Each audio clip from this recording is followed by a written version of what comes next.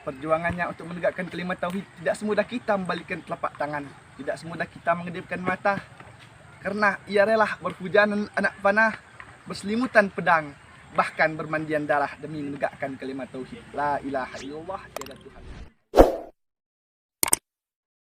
Assalamualaikum warahmatullahi wabarakatuh.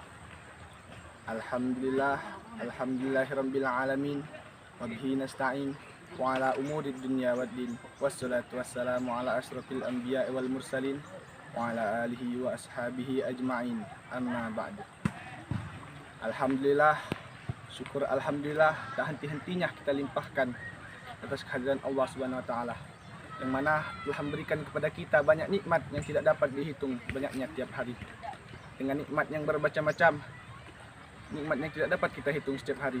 Kalau seandainya laut-laut yang ada di muka bumi ini kita jadikan sebagai tintanya, dan ranting-ranting dan batang pohon ini kita jadikan penanya, niscaya belum juga tentu dapat untuk menghitung nikmat yang telah Allah berikan kepada kita setiap hari.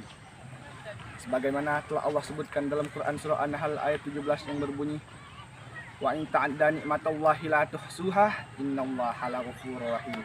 Yang artinya, dan jika kamu ingin menghitung-hitung nikmat Allah, niscaya kamu tidak akan mampu menghitungnya. Sungguh Allah Maha Pengampun lagi Maha Penyayang.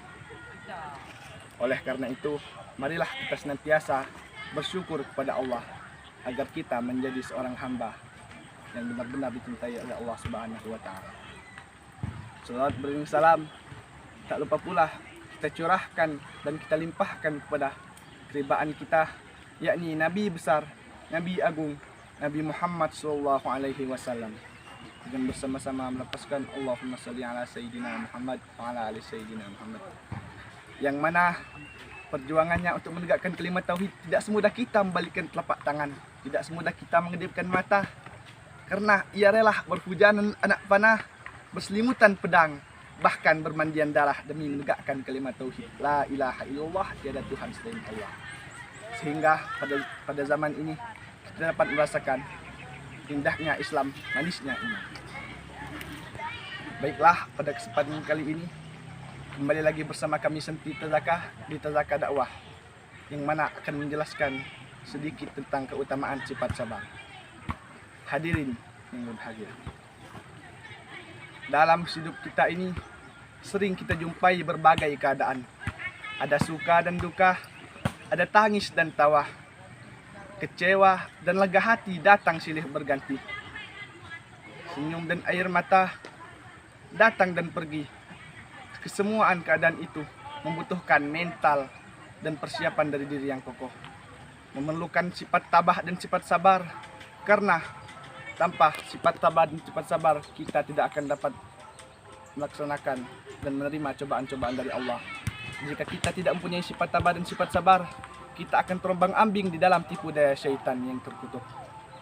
Oleh karena itu, Allah menyuruh kita untuk bersabar dari pagi sampai malam hari.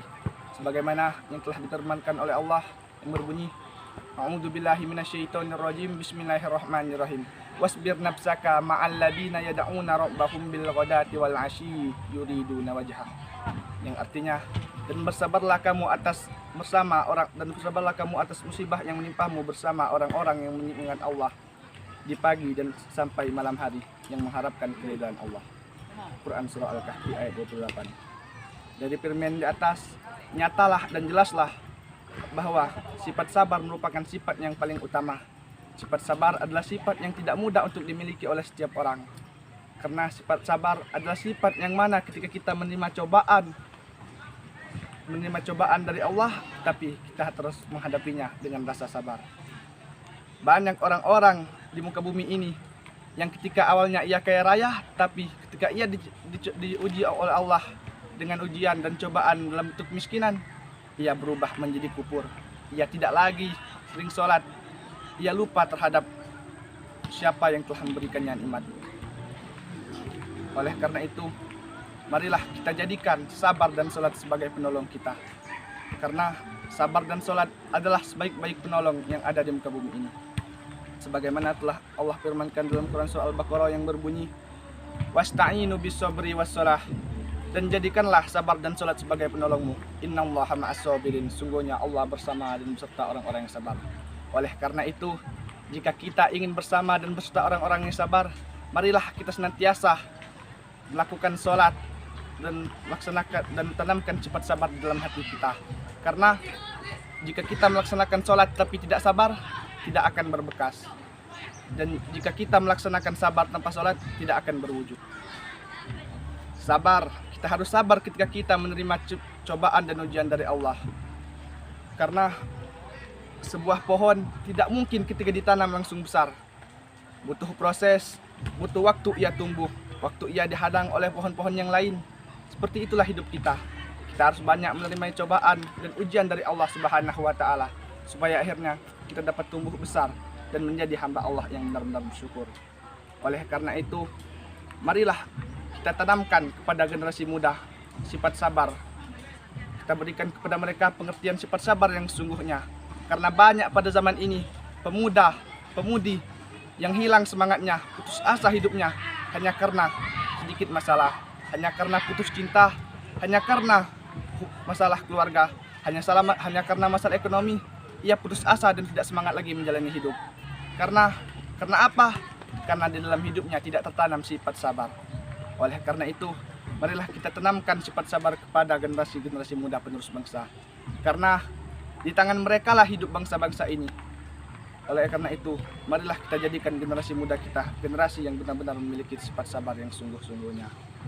Dari sedikit uraian di atas, jelaslah bahwa sifat sabar adalah sifat yang benar-benar dianjurkan, yang benar-benar sangat baik, sangat banyak gunanya. Oleh karena itu, marilah kita tanamkan sifat sabar di dalam hati kita agar kita menjadi orang-orang yang sabar dan dicintai oleh Allah Subhanahu wa Ta'ala. Baiklah, cukup sekian yang dapat saya sampaikan. Kalau ada salah itu dari saya, kalau ada benar itu datangnya dari Allah Subhanahu wa Ta'ala. Akhir kata, wabillahi taufiq wal hidayah wal inayah. Wassalamualaikum.